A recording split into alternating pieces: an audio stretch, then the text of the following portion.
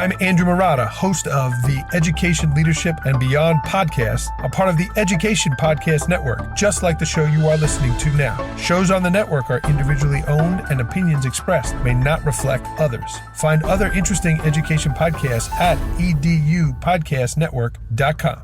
Hey, welcome back. Steve here, and today I'm talking with Terri Lynn Soutor, who is the Chief Executive Officer at ParentPowered. Join us as we talk about supporting students, family engagement, and creating positive learning environments. So much to learn. Thanks for listening. Oh, by the way, it'd be so cool. There's a couple different ways you could support the podcast. One of them would be to go to my website, stephenmiletto.com/reviews, and leave a positive review. What do you think? A few nice words and 5 stars? That'd be so cool. Another way would be to go to the link on my website where you can buy me a cup of coffee and dedicate $1 or $2 to the podcast to help me update my equipment and stay in touch with the latest software and such. And another way would be by filling out the form that asks you to subscribe to the email list. All you got to do is put in your email, and when I start producing those newsletters, you'll get them as they come out there. And by the way, I don't sell anybody's email address, all right?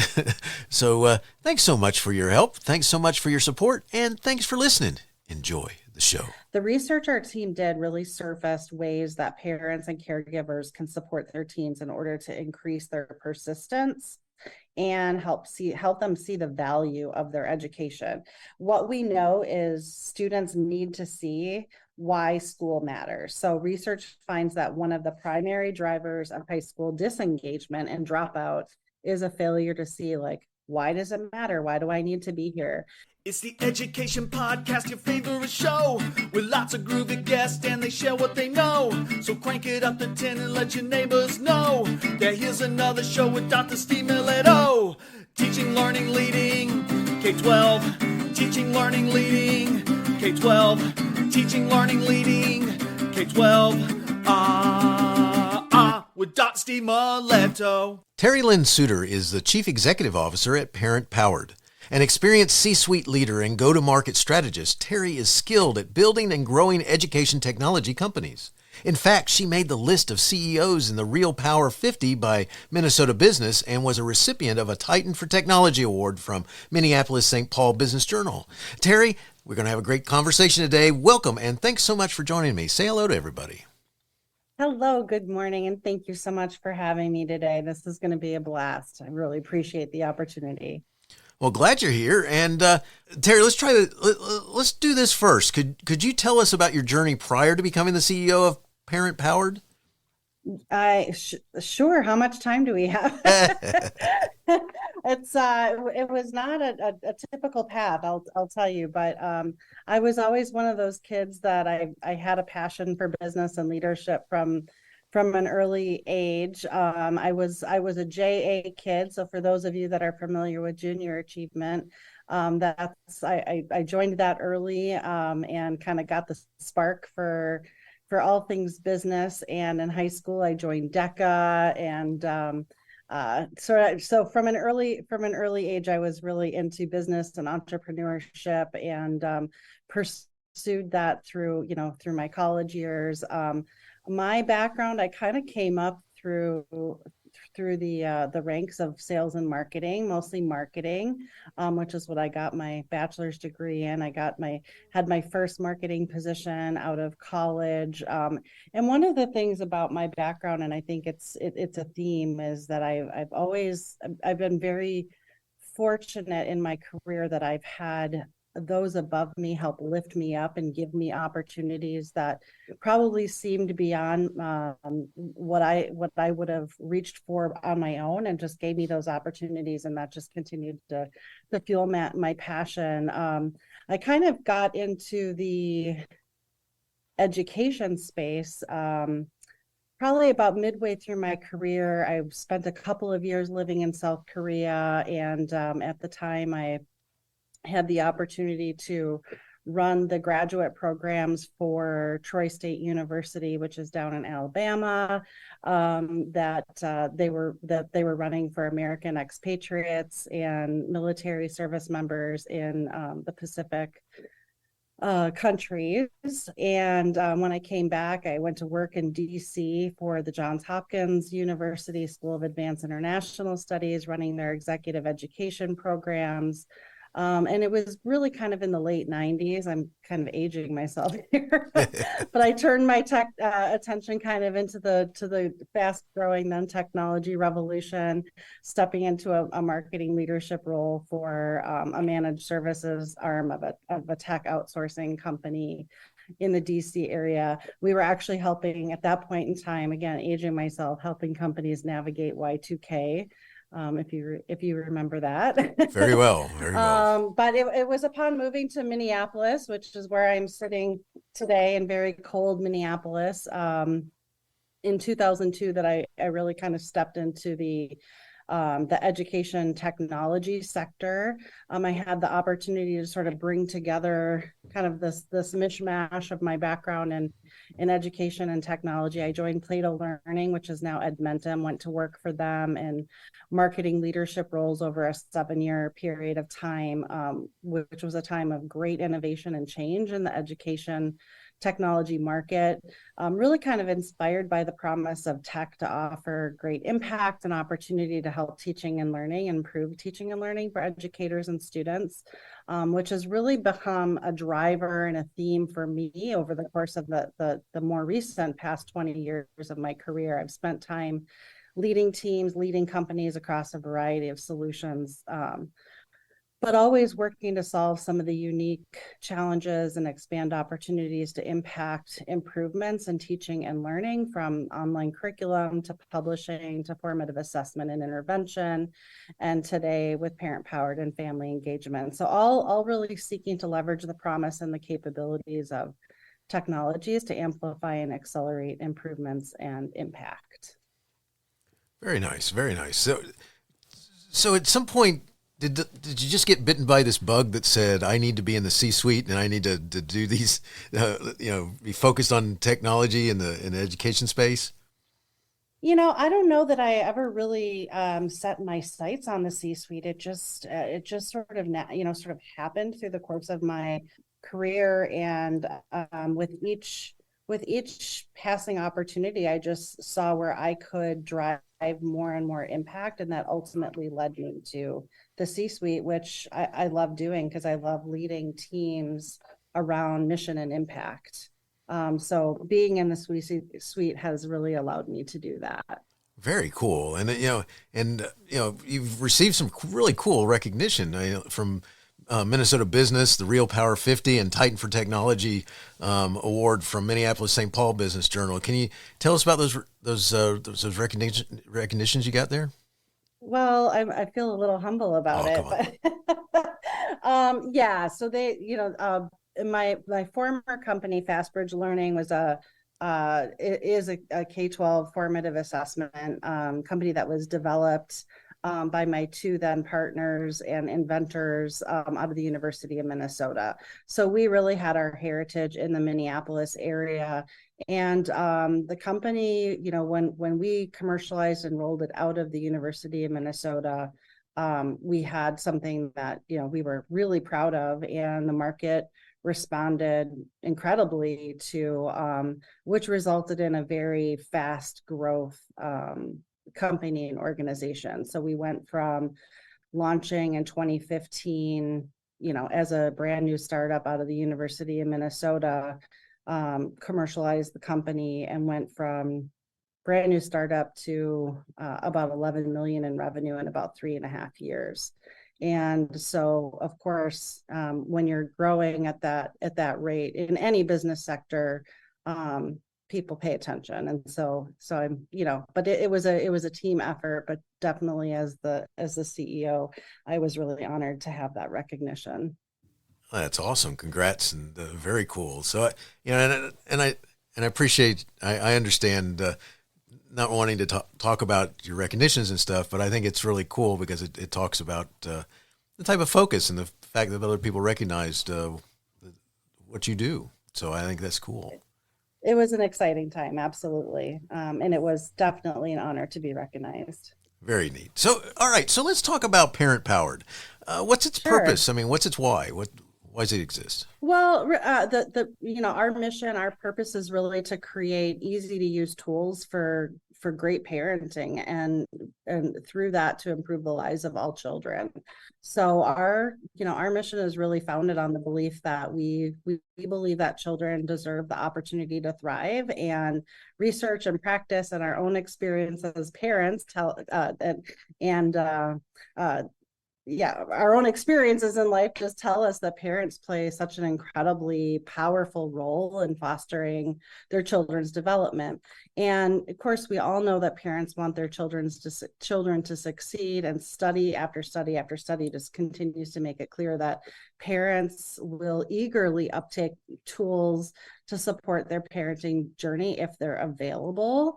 The challenge is that the supply of high quality parenting solutions it can be limited, they can be expensive, they can be hard to access for many families, and all too often it's really only the families with the most resources get to access these effective tools. So our purpose, what we exist to do, is really to fill this gap by creating very accessible, evidence-based parenting solutions, equipping all families with these easy-to-use tools that they can tap into the immense power of a parent's love for their child, and help ensure that all children are really given the opportunity to thrive in school and life. That's excellent. It's funny because, when you have children, they don't come with an instruction booklet. And, right. There's I sure didn't get one when I had my son, that's for sure. Yeah, it's the one thing missing there. There should be something else. It's like, hey, did you forget something? It's like, because, and some of them are more difficult. They try you a little bit more in the beginning, and others, they wait until they're about 13. So, Yeah. And, unfortunately, fortunately, I was able to access and had great support around me, and figure out what I needed to do as a parent. And hopefully my son would tell you he turned out okay. But unfortunately, not all, families have access to these high quality parenting tools. And we know, just research shows that economically disadvantaged children in particular, they can experience less responsive and stimulating care between birth and 2 years of age. They have 1/60th the amount of number talk between the ages of 1 and 3, and have 30 million fewer words at home by age 4. So, these types of differences in terms of parenting resources and the supports, particularly for economically disadvantaged children, those extend into elementary, middle, high school, and beyond, and often can result in really significant gaps in children's opportunities to thrive in school and life. So that is the mission, and closing those gaps is really what drives us. Very cool. Why'd you? I got to ask this. So, why did you take on the position of CEO at ParentPowered, and do you have some specific goals, or something that you're reaching for to make sure that it's going to say, hey, we've accomplished something big here? Yeah, I mean, I have, throughout my career, one of the things that I always look for in terms of the businesses that I want to work for and lead is really around the mission, because that is what drives me, and I believe it really drives teams and organizations to thrive and perform at their peak. And mission, this company's mission is it's an incredible mission. So I joined the company's board actually in early 2022, and I joined the board because I could see a young growing organization. I love the fact that it's a research and evidence-based set of tools that is continues to be woven through the tapestry of what we do every day, and how we bring our content to market for parents, is that underlying research basis, and that in combination of I think COVID, by the way, we all lived together through this pandemic, but one thing that really became, I think, incredibly obvious but in ways that were less obvious prior to the pandemic, is the incredible agency that parents have in their development and education. When we sent kiddos home to go learn independently online with the support of their parents learned really quickly what was and was not working for their children in and out of the classroom. And so when I had the opportunity to join the board in early 2022, I was thinking a lot about parent agency, and this opportunity to, school districts, and educational community-based organizations, pre-K, K-12 school districts. Of course, they've always cared about parent engagement. But I think that amplified coming out of the pandemic. And ParentPowered was an organization that I could see was young, growing, research-based with an incredible mission. By the way, one of the things that is really interesting to me and attracted me to the company is we are a public benefit corporation, which means that we're driven by a double bottom line. In other words, we have to focus on stakeholder value, but also impact. So those were some qualities that just really drew me to this business, and wanting to take my talent and my expertise around growth and go-to-market and growth strategies, and to really just kind of amplify my passion for the work, but also to help get these parenting tools and supports into more and more parents' hands. So that is my why. Long answer to a short question. That's awesome. I appreciate it.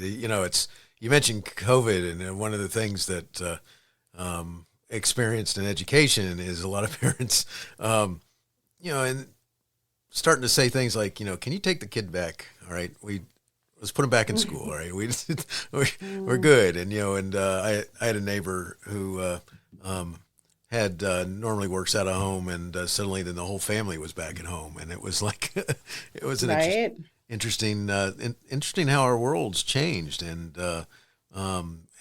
all of that. Looking for support and resources to help deal with learning and gaps that appeared and all kinds of stuff are so important. So good stuff. One of the things that I want to make sure we talked about is that ParentPowered recently announced an expansion of its family engagement program to cover students from birth through high school graduation. Can you share the details of this news and what it means for students and their families? Yeah, absolutely. Yes, we recently made that announcement to the market that we are expanding. So we will have our new high school curriculum available for the next academic school year. And it was really kind of something that the company had been talking about for quite a long time. We had, we started, our heritage was in kind of pre-K. The Ready for K research basis is what ParentPowered was built upon, which of course was kindergarten readiness, right? And over the years, since we launched the business, we have continued to sort of grow. The ages and stages have grown along with the children and the families that we've supported, and largely because of the feedback that we've received from our families, that they didn't want those supports to end as the children grew and matriculated from pre-K to K to elementary, and then eventually into middle school and now into high school.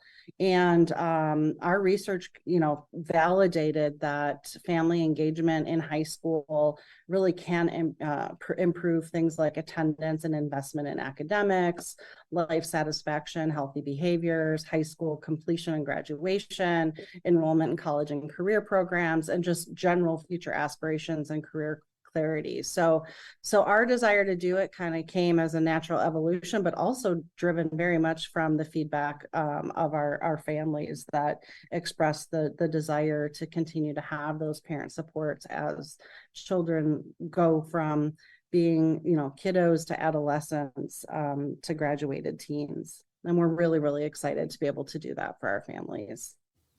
That's so cool.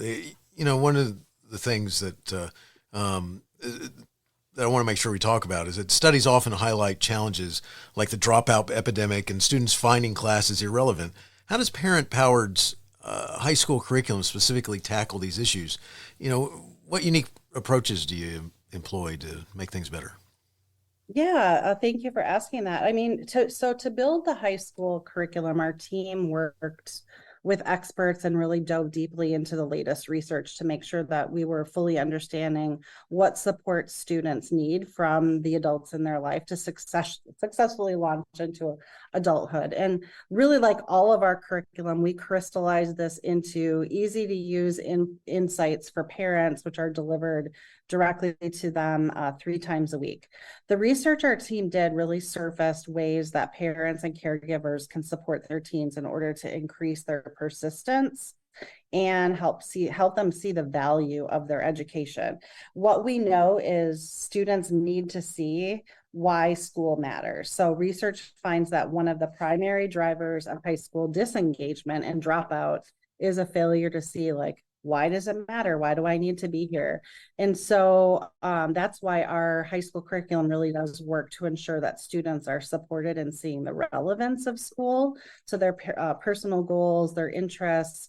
And we did that through a very heavy focus on academic socialization, helping teens to see all the ways that school relates to their personal goals and interests. Another important factor is that students need to feel like the school is their community.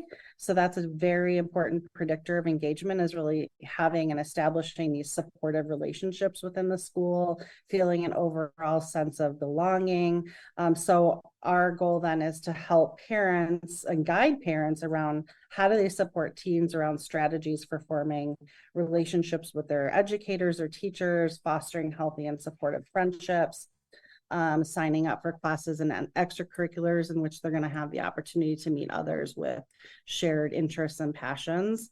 And then a third thing just to mention is that students really need to see that school matters to their parents. So we help to orient parents around the importance of sharing their own beliefs on the relevance and importance of school, as this is really proven to be a significant driver of school performance and graduation rates. So we include messaging on the importance of attendance, routines that support strong learning, and active listening around, teens' feelings about school. And so our program is really designed to help parents foster those types of discussions and supports. That's excellent. I mean, because it's one of the things that, going back to something we said earlier, which is there's no instruction booklet for when you have the child. There's just so many different things that can cause things, say variables maybe, that Right. can cause issues with a child thinking about, whether they want to go to school or not. And on top of that, not only whether they want to go, and whether they want to do something other than, eat lunch, how they participate. So being able to help them make those connections, and especially if they're already struggling too, that's got to be another variable that interferes with the, getting beyond the, oh, why do I have to do this? And as a former, there are so many variables that could be preventers to student and school success. So how can parents help those teens navigate that? and it's so important. I mean, as a former high school history teacher, one of the first questions that comes out of their mouths is, why do we need to know this? Right. So, Why does X plus Y equals Z matter? yeah, exactly. I love the T-shirt when you talk about math. Find X. Here it is. Yeah, not exactly, but so there are lots of the need for support and ideas and helping them see the relevancy and connect with it. So I love that.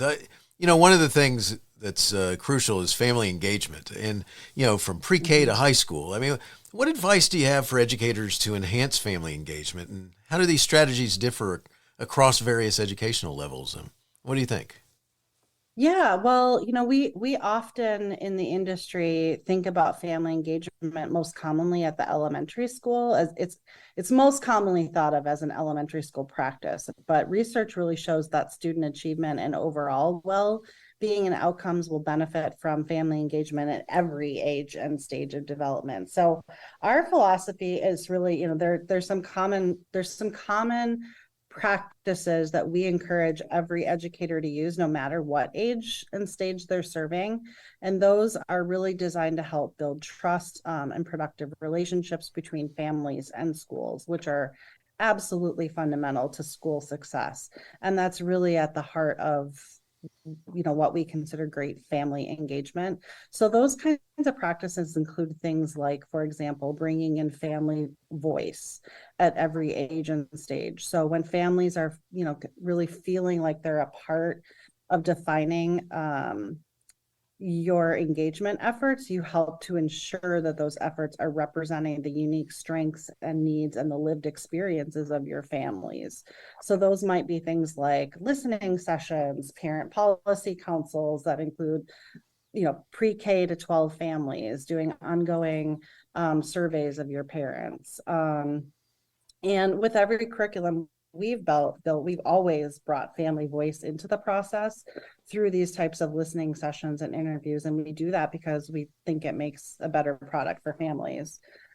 Another, kind of tip or tool is really to make sure that as a school, as an educator, as a district, that you're providing families with the foundation to engage at every age and stage. So, do a communication audit. How are you communicating with families at different ages? Do families have what they need to receive your communication? Have they been oriented around your systems and expectations? For example, like at the high school level, for example, if you're sharing information on grades in a student portal, do the families know how to access that portal? Is it in their home language? Also bringing families together around things that they care about and want more support with. So at the elementary level, for example, parents may want strategies for supporting reading at home or ways to navigate challenging behaviors. At the high school level, this may be how to support healthy technology habits or how to fill out the FAFSA. The fastest route really is to ask. To do this, you just want to have these sort of feedback loops in place between families and school at every age and stage. We've been surveying our families since we first started the program, and that information has been super essential for us to help continue to improve the curriculum and parent experience. We provide surveys to our parents every quarter, which we have found to be just invaluable to evaluating our family engagement programs. I think it's just a practice that we would encourage educators and districts to be doing. Another key thing is really thinking about those providing lots of support during those key points of transition. For example, from pre-K to elementary or kindergarten to elementary to middle school to high school. Those points of transition are super essential for setting families up for success. And that really will lay the foundation to really creating those trust collaborative relationships with the family, increase the likelihood that the student's going to have a smooth entry into the next phase of learning, which can often be like a big hiccup in that student experience. So thinking about, how does the school work? Communication systems, grading systems, attendance systems, finding opportunities to engage with the school, student development. What does it look like? How does it impact ways that students and schools interact with? So, that thinking about those key transitions for families and their children it's just a really important time. And think about those adolescents. That adolescent development marks a time when children are just really working towards increased independence. So we really think about transitioning those supports for parents more around supporting that part of the child development experience and less towards like direct skill support, such as learning to read, for example.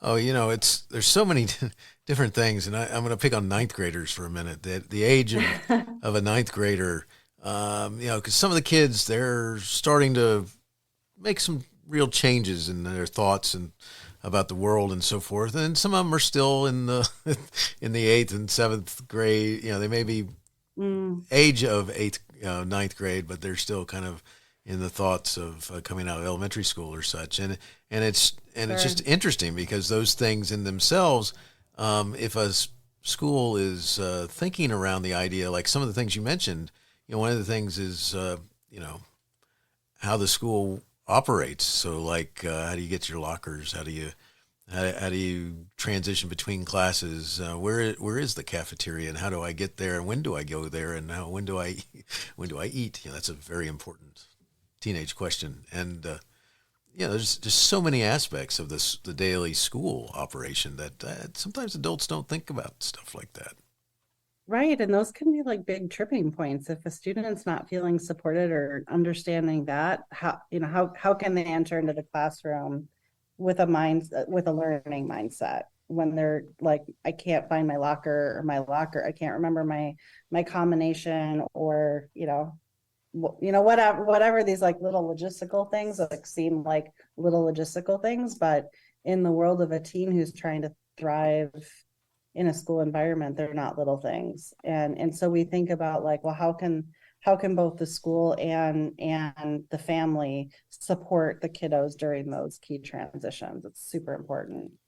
It's funny, but as little as this might sound, one of the most stressful issues that you have, especially as a ninth grader coming into high school, is how you're going to open and close your locker. Because depending on what type of locking mechanism it has, if you bring your own lock, that's one thing. And if it has its own lock, then that's another thing. And it's funny because the type of support that a parent could provide there is, let's figure out how to do this thing before school starts, type of thing. But there's so many issues that just center around things like that a lot of times are just like, we don't think of as an adult. Oh yeah. I mean, think about, there are dozens of them, right? We could probably spend all morning, naming them all off, but just, again, using the locker example, do you have enough time to get to your locker and get your books for your next class? Or do you need to bring the books and materials you need for your next 3 classes? And how do we teach kids to understand that's like time management, that's organization skills? It matters. It does. It matters. Especially when you look at the size of the building, depending on the size of the school and what route they could take, and does the route allow me time to talk to my friends or not? And that's one of the things I can remember having a couple discussions with Mr. Mileto. I'm just late all the time. I don't understand. Oh, let's see what route you took. Oh, okay. Now, if you did this, anyway, Yeah. Yep. Exactly. You'd be surprised how easy, if you have those conversations, how much some of that stress goes away as they figure out things that but they didn't think of in the beginning. So having those resources is just so important. I'm picking on lockers right now, and I'm picking on ninth graders, but there's just so many issues that can pop up. I like this stuff. And by the way, in family engagement, it's funny. You have a lot of parents that say that once their kid hits middle school, they have to kind of go, make them figure out how to be an influence in the middle school ages and above, because a lot of times the kid's like, yeah, what are you doing at school? You're not supposed to be here. Well, right. The relationship changes, Yes. right? And so that's why in our curricula, we really focus on, kind of a broad base of the types of supports that are appropriate for the age and the stage, right? So, in the elementary, and, the pre-K, K elementary space, we are helping parents do more around skill development, as well as kind of the social and emotional supports that students need to thrive in an academic and life environment. But also think about when they become adolescents and they're entering middle school and then high school, the relationship between parent and child changes. and what's happening in the school environment and the influences of their social life takes on such a more prevalent aspect. And how do parents navigate that? How do they continue to foster healthy relationship, productive discussions during those changes in the parent-child relationship that are perfectly normal and natural and expected, and yet ever more important that parents can feel successful and supported in helping their children navigate those life changes. Love it. Good stuff. All right, so we're getting close to finishing up, and one of the things that I wanted to ask you, Terri, is if my audience is educators. I mean, what message do you want educators to know about ParentPowered, and how it can support the efforts to creating a positive learning environment before we go? Yeah, I mean, the last several years, we've seen an erosion of trust between families and schools, and we talked a little bit about how the pandemic impacted and maybe exacerbated that. So it's one of our goals is to help rebuild that trust, which is essential to creating a positive, productive learning environment within a school. In order to build that healthy and trusting relationship between the school and the parents or their caregivers, we always use a strengths-based approach to our programs. We elevate and appreciate the family perspective and experiences while giving them useful, practical information that increases their sense of confidence and agency as learning partners. We want to leverage parents' unique and irreplaceable role in their children's lives. For example, everything we suggest is mapped into existing daily routines so that when parents and caregivers read about a suggested activity or strategy, they think, oh, I can do that.